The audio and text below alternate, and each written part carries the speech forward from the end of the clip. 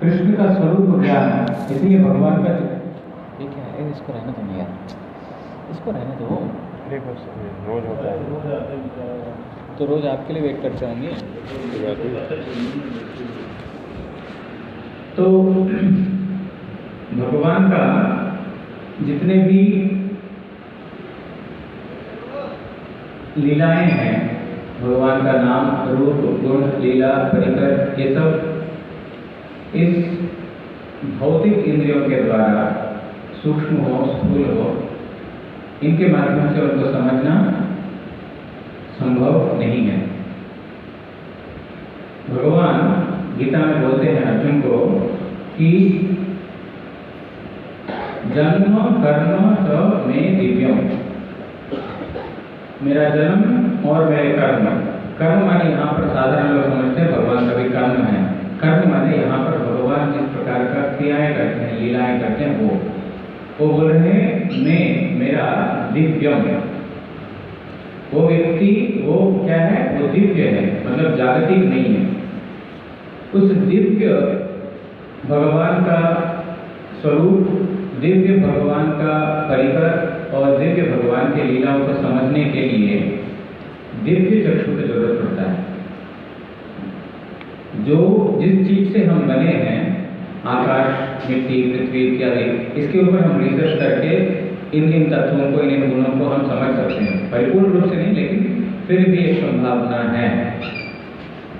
लेकिन जो जिस चीज से हम बने नहीं हैं, मतलब हम बने आत्मा नहीं, मैं बोल रहा हूँ शरीर, ये आंख वगैरह इत्यादि, ये किस चीज से बने हैं?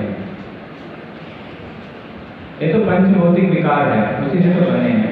इन आंखों के द्वारा, इन कर्मों के द्वारा किस प्रकार भगवान को दर्शन कर सकते हैं, किस प्रकार भगवान को समझ सकते हैं? इसलिए गुरु महाराज जी अक्सर ये बात बोलते थे कि भगवान के, जो रूप गोस्वामी का श्लोक है, उपदेश ना भक्ति रसामृत सिंधु में है, अतः श्री कृष्ण नामादि न भवेत् ग्राह्यमिन्द्रिये। श्री कृष्ण का नाम, रूप इत्यादि जितने भी हैं, न भवेत् ग्राह्यमिन्द्रिये, इन इंद्रियों के माध्यम से समझ नहीं सकते हैं, गोचरीभूत नहीं है। सेवन मुखे ही जिह्वादो, जिह्वा आदि जितने भी इंद्रिय हैं जब सेवोन्मुख होते हैं, श्रील प्रभुपाद इसके व्याख्या में लिखते हैं, सेवोन्मुख होना मतलब जब चिन्मय होते हैं, जब इंद्रिय चिन्मय हो जाते हैं, स्वयं एव स्फुरति तदा, उसके बाद वो स्वयं एव स्फुरति, अपने आप से स्फुरित होते हैं। कब? जब इंद्रिय सेवोन्मुख होकर के चिन्मय हो जाते हैं, उस चिन्मय भक्त का चिन्मय इंद्रियों में भगवान स्वयं प्रकाशित हो जाते हैं। लेकिन साधारण हम इस इंद्रियों के द्वारा समझने की कोशिश करेंगे तो फिर कभी भी संभव नहीं हो सकता। इसलिए कृष्ण का स्वरूप और कृष्ण का 3 प्रकार की शक्ति, इसका ज्ञान जिसको हो गया वो अभी कभी भी अज्ञान में नहीं रह सकता है। तो त्रिशक्ति क्या है यहाँ पर बोल रहे हैं, केवल अनुभाष्य श्रील प्रभुपाद जी ने लिखा है, केवल वही परम तत्व स्वाभाविक मनुष्य ज्ञान के अतीत शक्ति के बल पर सदैव स्वरूप तत्रूप वैभव जीव और प्रधान, इन 4 रूपों में विराजमान है। वो जो परम तत्व, जो भगवान मनुष्य ज्ञान के अतीत, भगवान किस प्रकार है, इस ज्ञान से गोचरीभूत नहीं है। ब्रह्मस्तव में आता है कि पृथ्वी में ऐसा वैज्ञानिक हो जो जितने भी नक्षत्र हैं, सब नक्षत्र, कितने नक्षत्र हैं सबका गिनती कर सके, कितने इस भूमंडल पे परमाणु कितने हैं उसका गिनती कर सके, और एक कमरे का एक छिद्र से सूर्य का रोशनी आ रहा हो, उस रोशनी में कितने छोटे छोटे आपको परमाणु दिखेंगे, उसका हो सकता है ये सब का गणना कर सके। लेकिन प्रभु आपके गुणों का गणना करना किसी को भी संभव नहीं है। क्यों? जब तक भगवान अपने आप से प्रकाशित नहीं कराते हैं, कभी भक्त भी नहीं बोल सकते मैं भगवान को पूर्ण रूप से समझ लिया। भक्त कभी भी ये नहीं बोल सकते भगवान को मैं आज समझ लिया, भगवान का नाम को मैंने संपूर्ण आस्वादन कर लिया, कभी भी नहीं बोल सकता है। क्यों? जितना आस्वादन करेगा उतना लगेगा कम है। इस जगत का एकदम उल्टा, हमको रसगुल्ला पसंद है, जितना खाएंगे उसके प्रति रुचि आस्वादन कम होता जाएगा। 1 2 3 4 5 खाया, बस यार मारना है क्या। लेकिन उस जगत का एकदम विपरीत है, जितना आस्वादन करते हैं उतना और उसके प्रति रुचि बढ़ता है। हम इस जगत का ज्ञान से, इस जगत का हमारा जो एक्सपीरियंस अनुभव है उसके हिसाब से लगता है यार भगवान का नाम में क्या रुचि है, भगवान का जो है क्या, ये लोग बोलते रहते हैं भगवान का असंख्य गुण है, भगवान का गुण जो है अनंत देव गान करते करते अभी तक खत्म नहीं कर पाए, लेकिन ये खुद 2-4 भी नहीं बोल पाते हैं। लेकिन वास्तविकता में सत्य ये है कि जिस गुण में गुण का आस्वादन कर रहे होते हैं भक्त, उस गुण को छोड़ करके अन्य गुण का आस्वादन करने में समय ही नहीं मिलता। गुरु महाराज जी इस उदाहरण बोलते थे, जब श्री कृष्ण ने गोवर्धन धारण किया, सब सखाएं गोपियां जितने भी ब्रजवासी हैं, भगवान का जो अंग पर उनका सर्वप्रथम दर्शन किया, 7 दिन 7 रात्रि उसी में उनका स्नान।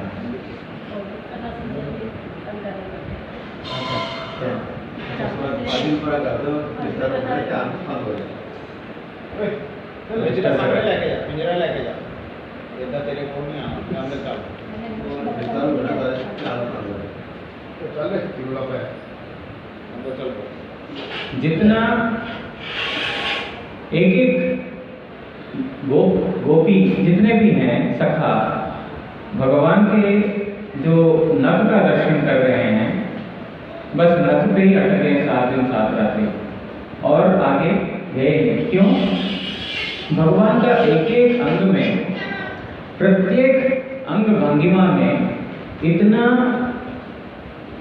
मधुरता है, निष्ठता है कि उसको छोड़ करके इसके ऊपर और भी कुछ है। जब आस्वादन खत्म हो जाता है, जैसे हम लोग थोड़ा सा कुछ किसी का गाना पसंद है, मान लेते हैं कोई अच्छा गायक है या तो अच्छा म्यूजिशियन है, पसंद है, 10 बार 20 बार 100 बार सुन लिया, उसके बाद लगता है किसी और का सुनते हैं, बहुत बार सुन लिया। क्यों? उसका टेस्ट धीरे धीरे खत्म होने लगता है। लेकिन वहां पर किस प्रकार है, एक ही वस्तु को 7 दिन 7 रात्रि देखी रहे और हमको नहीं लग रहा है कि उससे और कोई श्रेष्ठ कुछ होगा भी जिसका आस्वादन करना हमारा रह गया हो। इस प्रकार भगवान का गुण का, भगवान का रूप का, भगवान का प्रत्येक क्रिया में इतना मधुरिमा, इतना मधुरता, इतना निष्ठता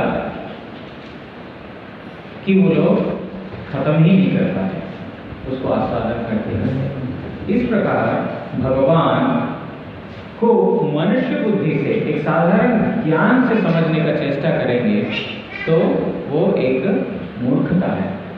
क्यों? शरणागति ही एकमात्र साधन है जिसके माध्यम से भगवान स्वयं वशीभूत होकर के वो अपना ज्ञान को देते हैं, अपने आप को जताते हैं। इसके अलावा और कोई माध्यम नहीं है, केवल मात्र शरणागति। तो मनुष्य ज्ञान के अतीत भगवान का एक और नाम है अधोक्षज, अधोक्षज। प्रभुपाद जी इसका बोलते थे, इंग्लिश में इसमें प्रभुपाद जी ने इसका अर्थ किया। अधोक्षज मतलब क्या है? गुरु महाराज जी बोलते थे कोई शब्द जो है ना इंग्लिश में अच्छे से व्याख्या की जा सकती है, हर एक शब्द नहीं, लेकिन अधोक्षज के लिए बोलते थे one who reserves the right to be not revealed to material sense organs, वो है अधोक्षज। मतलब क्या है? One who reserves the right, जो अपना अधिकार रखता है कि अपना जो गुण जो है साधारण इंद्रियों को गोचरीभूत वो है अधोक्षज। हम इसका मतलब बताते हैं, जो इंद्रिय ज्ञान से परे हैं वो अधोक्षज, वो एक अर्थ है ही निश्चय। ये नीचे से ऊपर जा रहे हैं, हम अपने से नहीं समझ पाएंगे। लेकिन प्रभुपाद जी का डेफिनेशन ऊपर से है, one who reserves the right, जिन्होंने अपना अधिकार रखा है कि अपने आप को साधारण इंद्रियों को गोचरीभूत नहीं कर सके। ये है अधोक्षज। मतलब भगवान में इतनी शक्ति है, ये क्षमता है कि साधारण इंद्रियों को वो कभी भी गोचरीभूत नहीं होंगे। ही रिजर्व द राइट, वो उनके अंदर वो क्षमता है। रिजर्व का राइट का मतलब ये भी है कि अगर वो चाहें तो आ सकते, चाहे तो कर सकते हैं। रिजर्व द राइट, वो तो जब क्या बोलते हैं, शरणागत होंगे तो फिर आना ही पड़ेगा उनको। मतलब ऐसा नहीं है कि अधोक्षज मतलब अधोक्षज ही है। हाँ, रिजर्व का राइट नहीं, ये साधारण इंद्रियों के लिए अधोक्षज है। अपना उन इंद्रियों से बाहर जाने के बाद, मतलब होने के बाद भी अगर वो चाहे तो कर सकते हैं। हाँ, ये राइट रिजर्व राइट का मतलब ना वही है ना। अब मान लीजिए ये दिस इज माय मोबाइल, ये मेरा मोबाइल है, तो मेरा अधिकार है, मैं तो किसी को दे सकता हूँ, नहीं दे सकता हूँ। मैं अपना राइट मैंने रिजर्व करके रखा है, मैंने नहीं देना है। लेकिन अगर किसी का सेवा से मैं वशीभूत होकर के, अच्छा चलो ये अच्छा है, इसको मैं दूँ, तो रिजर्व राइट मतलब वही है कि उसके पूर्ण सत्ता उसके अंदर है, क्षमता है कि वो अपने आप को अनुभव नहीं कराएगा। इसके ऊपर आपने तो सुना ही है, श्री श्रीधरदेव गोस्वामी महाराज एक बार बॉम्बे में वहाँ पर बुलाया था भक्त लोगों ने, तो उन्होंने बुलाया, बोलते हैं कि परम गुरु महाराज जी गए थे, स्वयं ब्रह्मचारी थे, हयग्रीव ब्रह्मचारी, और श्रीधरदेव गोस्वामी समय सन्यासी थे, तो गए थे वहाँ पर। तो वहाँ पर बॉम्बे में कुछ भक्तों ने नए नए लोग, सब लोगों ने बोला था कि महाराज आप लोगों ने चेन्नई में बहुत अच्छा मठ खोला है, मद्रास में, अभी बॉम्बे वालों को क्यों वंचित कर रहे हैं, यहाँ पर भी अच्छा मठ खोलिए। बोलते हम भी इसी उद्देश्य से आए कि प्रभुपाद जी का वाणी कहाँ कहाँ प्रचार कर सके, इसी उद्देश्य से आए हैं हम। यहाँ पर कोई जगह मिल जाए तो फिर हम देख रहे हैं। तो महाराज आप लोग को तो पैसे की ज़रूरत है मठ बनाने के लिए, तो भगवान गुरुदेव अपने आप ही दे देंगे।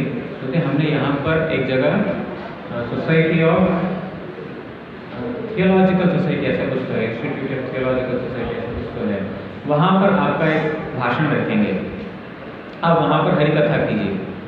ठीक है, हमारे परम गुरु महाराज जी और श्री श्रीधरदेव गोस्वामी महाराज दोनों जने चले गए थे वहाँ पर। तो समय निर्धारित कर दिया, आपको 8 बजे से 9 बजे तक पाठ करना है, कथा करनी है, और 9 बजे आपको, ठीक 9 बजे आपको विश्राम देना है। ठीक है, श्रीधरदेव गोस्वामी महाराज वो वहाँ का प्रेसिडेंट इन चीफ थे, मतलब उसका चेयरमैन थे, सभापति।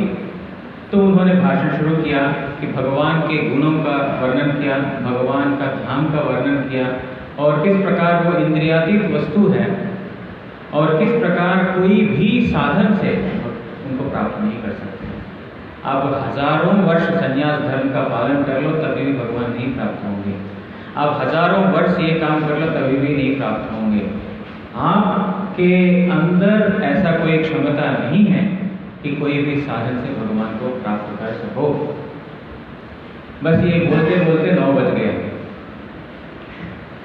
9 बज गया तो फिर ठीक टाइम देगा, समय तो आज का समाप्त हो गया है, तो मेरे को 9 बजे तक ही बोलने के लिए बोला है, यहाँ पर विश्राम देते हैं। विश्राम दे दिया तो सबके हृदय में एक जिज्ञासा पैदा हुआ, अरे महाराज आपने बोला कि संन्यास धर्म पालन करो, ब्रह्मचर्य धर्म पालन करो, साधन भजन करो, कितना भी करो, भगवान को प्राप्त नहीं कर सकते हैं। जब ये बात है, आप लोग घर परिवार छोड़ करके मठ में आए क्यों, सन्यासी क्यों बने आप जो मठवासी बने क्यों हैं? ये तो मूर्खता है। तो आप हमें कृपा करके बताइए कि कैसे सामंजस्य करें। तो बोले मेरा तो समय हो गया है। बोले नहीं महाराज, आपको 15 मिनट और दी जाएगी, आप कृपा करके थोड़ा विस्तार से बताइए। तब श्रीधरदेव गोस्वामी महाराज ने बोला था, देखिए हम अपनी बुद्धि से, अपनी चेष्टा से, अपने ज्ञान से भगवान को प्राप्त नहीं कर सकते हैं, लेकिन अगर भगवान अपनी इच्छा से अपने आप को जना नहीं सकते हैं तो फिर भगवान का भगवत्ता वहाँ पर नष्ट हो जाता है। जिस प्रकार आप अपने साधन से भगवान को प्राप्त किया तो फिर साधन भगवान से श्रेष्ठ हो गया तो भगवान का भगवत्ता नष्ट है। उसी प्रकार भगवान अगर आपके अंदर अनुभव नहीं करा सके तो फिर तभी भी भगवान का भगवत्ता नष्ट है। इसीलिए बोलते हैं कि मैं अपनी चेष्टा से भगवान को प्राप्त नहीं कर सकता हूँ, लेकिन जब भगवान कृपा करके अपना दर्शन कराएंगे, अनुभव कराएंगे, हमको जताएंगे, तब हम जान पाएंगे, अनुभव कर पाएंगे, देख पाएंगे, दर्शन कर पाएंगे। इसीलिए हमारा सब समय किसके ऊपर हमारा ज्यादा जोर है? कृपा के ऊपर। प्रयास और कृपा दो चीज है, लेकिन हमारा ज्यादा जोर है कृपा के ऊपर। क्यों? प्रयास तो गुरु महाराज जी बोलते हैं प्रयास तो है, लेकिन प्रयास मतलब क्या है? भगवान की कृपा प्राप्त करने की प्रयास, भगवान को प्राप्त करने के प्रयास नहीं। हम जो साधन भजन कर रहे हैं भगवान को प्राप्त करने के प्रयास नहीं कर रहे हैं, भगवान का कृपा को आकर्षण करने के लिए हम प्रयास कर रहे हैं साधन भजन। जब हमारा साधन भजन से भगवान संतुष्ट होंगे, कृपा करेंगे, तब हम उनके कृपा के माध्यम से भगवान को, जिस प्रकार सूर्य का रोशनी के माध्यम से सूर्य को देख सकते हैं, उसी प्रकार भगवान का कृपा ही एकमात्र साधन है। जो हम बोलते हैं हरिनाम करना, ये करना, वो करना, ये सब साधन है साधन, लेकिन ये सब साधन भगवान का तत्कृपा अवलोकन, उनका कृपा को अवलोकन करते हुए, दर्शन करते हुए, उनका कृपा को के लिए इंतजार करते हुए, तत्ते अनुकंपाम, उनकी अनुकंपा के लिए प्रतीक्षा करते हुए प्रयास करना है। जो साधन करते हैं उस साधन से भगवान संतुष्ट होकर कृपा करते हैं, तब जाकर के भगवान को प्राप्त कर सकते हैं, उससे पहले। इसीलिए कृपा ही एकमात्र साधन है और कोई साधन नहीं। शक्ति के बल पर सदैव स्वरूप तद रूप वैभव जीव और प्रधान, इन चार रूपों में विराजमान है।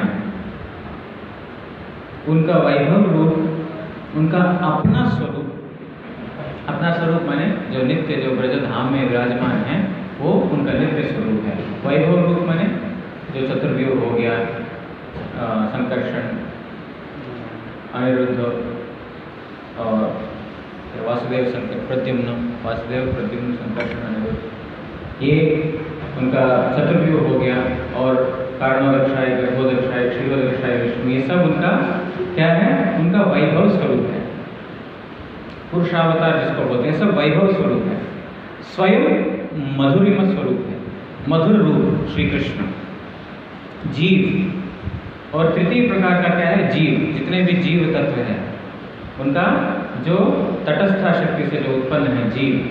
जीव माने ऐसा है, यहाँ पर जीव माने इसको शरीर को नहीं बोला गया, जीव माने आत्मा। जितने भी प्राणी हैं, जो चराचर प्राणी, जिनके अंदर जो भगवान का जो आत्म सत्ता है, उसको जीव बोलते हैं। और प्रधान, प्रधान मतलब एक जड़ पदार्थ, जो माया, जो भगवान का जो बहिरंगा शक्ति, वो प्रधान के ऊपर जब भगवान ईक्षण करते हैं, प्रधान अपने आप में कुछ कार्य करने में समर्थ नहीं है, लेकिन जब अपना दृष्टिपात करके ईक्षण से जब प्रधान को भगवान विकृत करते हैं, तब वो माया जो है कार्य करने में समर्थ होती है। मतलब क्या है? आप लोग को समझ में आ रहा है? नहीं है? वो एक प्रधान तत्व है। भगवान के अलग अलग तत्व हैं। एक तो भगवान का अपना शक्ति, निजी शक्ति के द्वारा अपना स्वरूप, कृष्ण रूप, जो ब्रह्मा भी विमोहित हो गया, इंद्रदेव विमोहित हो गया, जितने भी देवता हैं, ऋषि हैं, सब लोग विमोहित हो जाते हैं भगवान के इस रूप का दर्शन करके। एक जो वैभव स्वरूप है,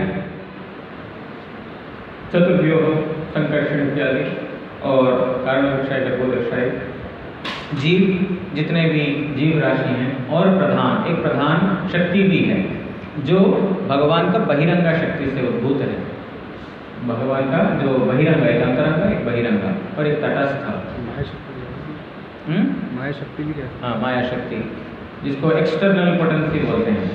तो वो प्रधान प्रधान अपने आप में, आप यूँ समझो, वो एक पिंड का जैसा है ना।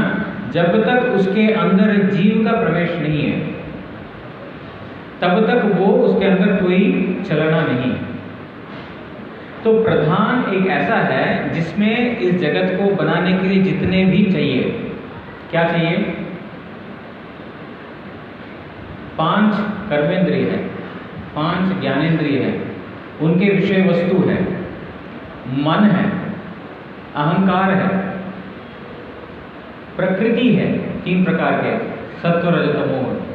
ये सब चीजों से तो बना है, ये सब है ना। सबके अंदर 5 कर्मेंद्रिय है, 5 ज्ञानेंद्रिय है, और उनका विषय वस्तु है। विषय वस्तु समझते हैं ना? समझते हैं? तो आंख का विषय वस्तु क्या है? अच्छा दर्शन, उसका विषय वस्तु वो है। त्वचा का अच्छा स्पर्श, कान का अच्छा शब्द, नाक का अच्छा घ्राण, और जिह्वा का अच्छा चटपटा टेस्ट। ये सब जो है 5 कर्मेंद्रिय, 5 ज्ञानेंद्रिय हैं, उनका अपना विषय वस्तु है। और मन है, अहंकार है, बुद्धि है, और आपका सत्व रजो तमो गुण है। ये सब मिलकर के उसको बोलते हैं प्रधान। सबसे पहले वहां से आया। जीव है सिर्फ आत्मा, उसके ऊपर जो प्रधान से जो क्या बोलते हैं उसको रॉ मटेरियल समझो। अपने भाषा में रॉ मटेरियल समझते हैं? तो एक स्टील बनाने के लिए जो रॉ मटेरियल चाहिए, खाना बनाने के लिए जिस प्रकार हमको सब्जी चाहिए, दाल चाहिए, चावल चाहिए खाना बनाने के लिए, और जीरा, जो भी, ये सब रॉ मटेरियल है। खाना बन जाएगा अपने आप, बनाने वाला भी तो चाहिए कोई। तो ये सब जो खाना बनाने का जितने भी जो पदार्थ है उसको एक आप प्रधान बोलो। वो सब उपस्थित है, लेकिन अपने आप में क्रियान्वित नहीं है कि वो अपने आप अच्छे से पाक बना दे, अच्छे से सब्जी बना दे या खाना बना दे। उसके लिए क्या? एक चेतन सत्ता की जरूरत है जो इन सबको खिलाएगा, बनाएगा। तो वो है भगवान। ये प्रधान जिस प्रकार ये सब पदार्थ उसके अंदर है, उस पदार्थ के ऊपर जब ईक्षण शक्ति भगवान देते हैं, भगवान का ईक्षण से सब कुछ हो जाता है। हम लोग को हाथ हिलाना पड़ता है, पैर हिलाना पड़ता है। ब्रह्मस्तव में आता है, अंगानि यस्य सकलेन्द्रिय वृत्तिमन्ति पश्यन्ति पान्ति कलयन्ति चिरं जगन्ति। भगवान का एक अंग जो है ना, दूसरा अंग का काम करने में समर्थ है। जिस प्रकार हम आंखों से क्या कर सकते हैं? सिर्फ देख ही सकते हैं। चल सकते हैं? चल सकते हैं आंखों से? नहीं चल सकते। आंखों से खा सकते हैं? कुछ हद तक खा सकते हैं, बढ़िया टेस्ट, लेकिन पेट नहीं भर सकते उससे। हमारे कानों से सिर्फ सुन सकते हैं, इसके अलावा और कुछ नहीं कर सकते। लेकिन भगवान का अंगानी, टाइम तो हो गया, अंगानी यस्य सकलेन्द्रिय वृत्तिमन्ति, एक अंग जो है बाकी जितने भी अंग है सारे अंगों का काम कर सकता है। यहाँ पर भगवान माया शक्ति के ऊपर केवल मात्र ईक्षण से वहां पर उत्पन्न हो जाता है, जीवों को उत्पन्न हो जाता है। तो ये है प्रधान। इन 4 रूपों में विराजमान है भगवान जो है, इन 4 रूपों में, मतलब भगवान का शक्ति इन 4 रूपों में विराजमान। फिर तो समय हो गया है, तो वहां तक तो पहुंचे नहीं हम। अंतरंग बहिरंग तक पहुंचे नहीं हम। ठीक है। वांछाकल्पतरुभ्यश्च कृपासिन्धुभ्यश्च पतितानां पावनेभ्यो वैष्णवेभ्यो नमो नमः।